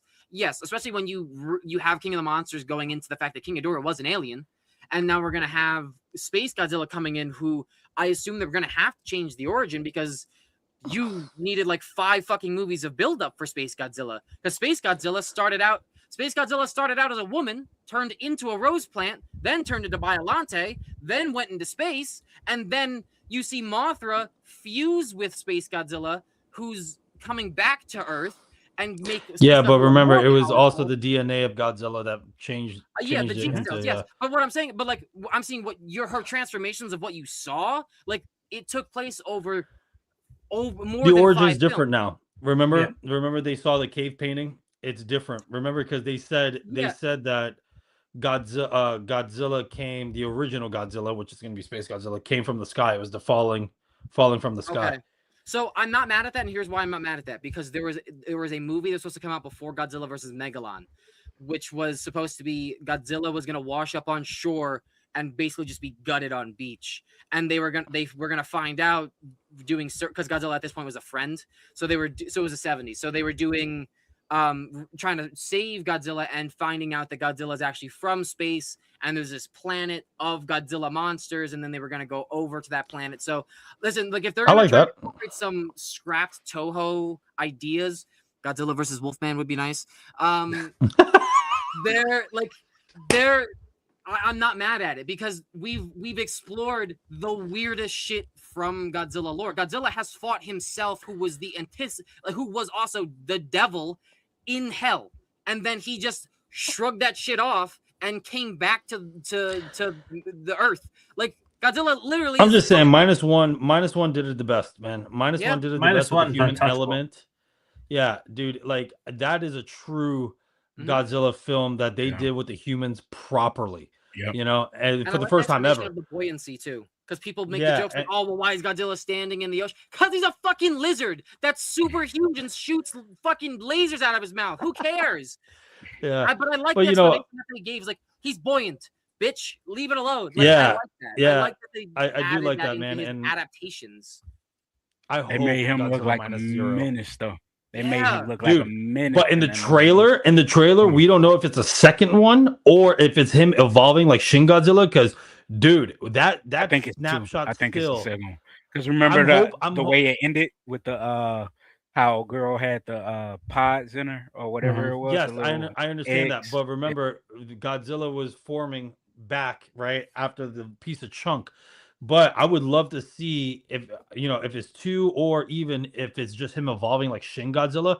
Like as boring as Shin Godzilla was, that I fell asleep.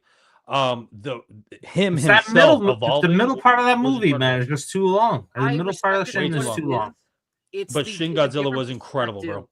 Like the design of Shin Godzilla was amazing. So I love that. Shin Godzilla, the movie, is fantastic. Yeah, it's just too long. Like the subject matter and how the government was interacting, like all of that is so interesting. Yeah, it's just too long in the middle. Yeah, especially when you have to read it all too, because like we're not fluent in Japanese. Like I don't know where you guys are at, but like I watch anime, bro. That doesn't bother me. You know what I mean? Like it literally was just boring. I didn't think there would ever be a scene of fighting, but like you don't have that in this. You just have a lot of people in offices doing their 9 to 5 talking like that. Being in an office puts me to sleep, so like you already have a setting where I'm like well, so like I didn't think there will ever be a scene more boring than the pirate meeting in the third Pirates movie, because they're all sitting there and they just talk for half an hour. I fell asleep on that too, because that's so boring to listen to them just haggle back and forth, because we had to get Keith Richards in there as a pirate.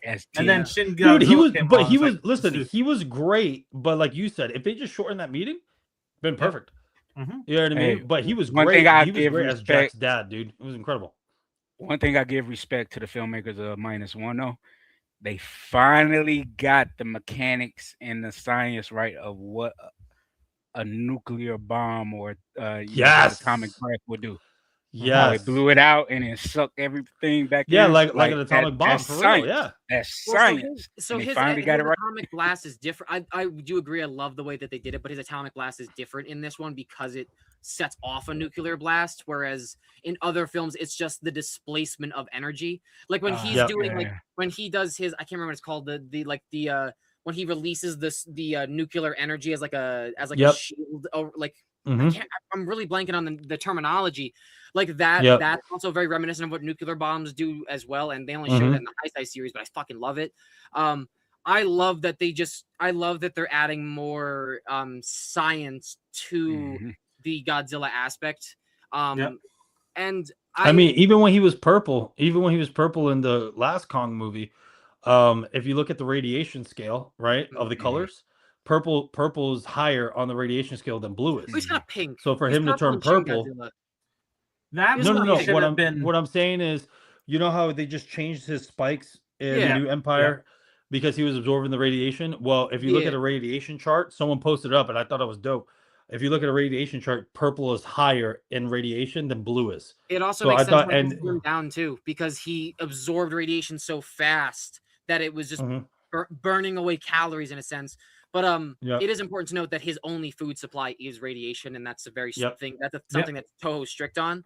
But -0 to bring back what Danny said about whether or not I'm on the side that I think it's gonna be one, and it's gonna be an evolution because Yep. when in the trailer you see Godzilla in the United States.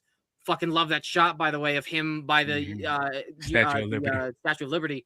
Someone did I love when people do the math shit, and they're like, all right, let's break it down. Let's see how big he really is in this scene. And they got it right, and they're like, he's over 100 meters in that shot. And I would just love to see that we get an opening shot of Godzilla. He's healed, and he's just hanging out in America. And then they think that they get him, and then he comes back because there is a even bigger version in that trailer where he's in the ocean and he's got spikes on him that he doesn't have in the shot when he's in the United States. So I either way, I think it's gonna be really cool. If Homegirl does evolve into a Godzilla, though, I wouldn't be opposed to that either. I'm curious as to what that means too, because we got that, like you said, Noah, we got that in the original for Space Godzilla, all that jazz. I wouldn't be opposed of that. She's that. You know what I mean? Yeah. I wouldn't be opposed. Yeah, because if you look at the one at the Statue of Liberty, it looked like the smaller version of when he first attacked the military camp. Remember? Yeah. Where before he started evolving throughout the movie. That movie should have been nominated for Best Picture of the Year. Yeah, it should have. Oh yeah. But it's a Japanese movie, so we're not gonna do it. No, there's some stupid rule that you can only have like one foreign film in that category, and that's what beat it out. That's stupid. Again, that's what I'm saying. Dumb, dude. It should have won. That's bullshit. Yeah, because it's a Japanese film, it's a foreign film. Cinematography, everything about that movie was that's the dumb. Honestly, that's the dumbest shit. It honestly just sounds like you were scared of getting everyone else snuffed out at the Oscars.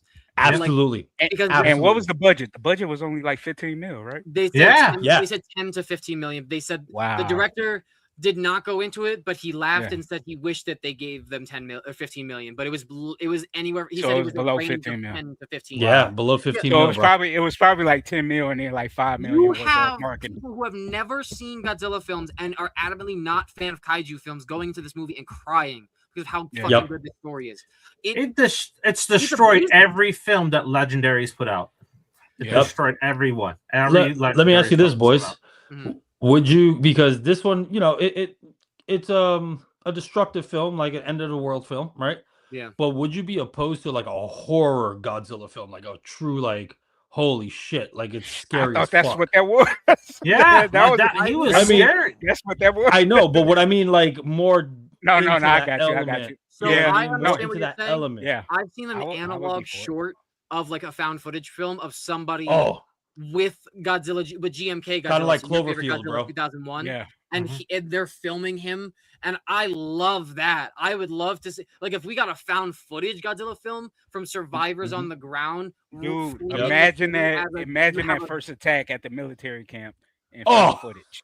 Dude, that'd be so scary, bro. That would be terrifying. Because also, if you watch -1 in black and white, it's a whole different level of horror. Yeah. Oh yeah, they really saturated the fuck out of Godzilla. Like, we want you to be terrified of him. There's a comic book out right now that's like full horror for Godzilla. I haven't been able to pick it up yet, but there is a horror Godzilla comic that's getting what is it? It's getting like amazing reviews, and it's just getting applauded all around. Godzilla started out as horror, and again, the first Gojira was a political horror film. That's why it's a sci-fi thriller horror, but it's also quite terrifying. And it is. The negative emotion of dread and sadness, and I would consider that an aspect of horror, especially when of course. At the end of Godzilla, like Gojira, you have Godzilla dying, and you have him screaming and writhing in pain, and you have the Dr. Serizawa, who created the device that could kill Godzilla, killing himself in the process, which we see is very painful because it's just ripping oxygen out of the environment, surrounding environment, and he's doing it because he's afraid of what governments are going to do with a power of this magnitude, especially because Godzilla was formed based off of nuclear testing. So that's like, it's horrifying to see, because, and especially when you go into the depth of the character and find out that Godzilla's scales are non-traditional and they actually look like nuclear survivor skin. Like if you go and you look at what the radiation looks like, their skin is gray and it's cracked and it looks like it's kind of falling downwards. Yeah, that is why Godzilla looks like that. So I do think that they took the idea of Gojira and they went balls to the walls with it in the best way you could. If you go analog found footage type horror Godzilla, like I would love that. I think that would be so fucking cool to see. What made Minus One epic too was that this is the first time that they really showed his intelligence too. Oh yeah. You know what I mean? Because that was the one thing a lot of the movies skim away from is like how intelligent Godzilla really was. They say Series and Final Wars would like to have a conversation with you. No, but what I understand what Marcus is saying is the most recent ones. But no, I could just imagine, even if it's not the explosion of the atomic breath, let's say like you just have the fire, right? Imagine seeing people getting fucking lit by that bitch, screaming in pain for the radiation on the floor, and it's found footage of Game of your Thrones. POV. Like your POV, like holy shit. Also, you know what I mean? Like, that he emits high levels of radiation too, so people that are near him are going to have their skin start falling off and being affected by the radiation. So, to see that, like, oh my god, that'd be insane too. You know what? You know, I don't know if you've all seen it, but that's like there's a found footage film called The Bay, where there's a disease that hits and it causes the skin disorder disease. Yep, it's causing the skin disorder. You're talking about that, and that was terrifying. So if you put that concept combined with Godzilla, that was shot like not too far from me in Baltimore when I lived in Baltimore. Because nice. It took place in Chesapeake Bay. So, All right, guys. I say we call it for this Sunday. We'll be back next Sunday. Don't forget to tune into Geekly, where the boys check out Exit 8 if you get a chance. Check out Exit 8. Check out Exit 8. I know the boys this week are planning on talking about Avatar and the nonsense that is. I will not be watching it. And also don't forget animated series. You didn't watch the animated series, so the QR code, guys. Don't forget, please. Support somewhere above my head. Board game. Yes, please support the stream board game, man. All of us have been working hard on it here at Nerdbox, so please tell your mom, your friend, everybody. Scan that QR code, and we love your support for all of us indie people. You know what I mean? We did indie films, we do indie games, so please, all of your support, really appreciate you guys. Yep. All right. Yeah, there should be some news articles popping out this week on some horror sites, so take a look at that. All right, we'll talk to you later, guys. Have a great week. Have a good night, guys. And make sure you go to the comments and bully Dave because he hasn't seen Avatar: The Last Airbender, the animated series, and he doesn't want to watch Never it. watching it. You need to. I don't want to watch Caillou. I don't need to watch Caillou. Again, it is not Caillou. Trust me. Saying that just proves that you have no idea what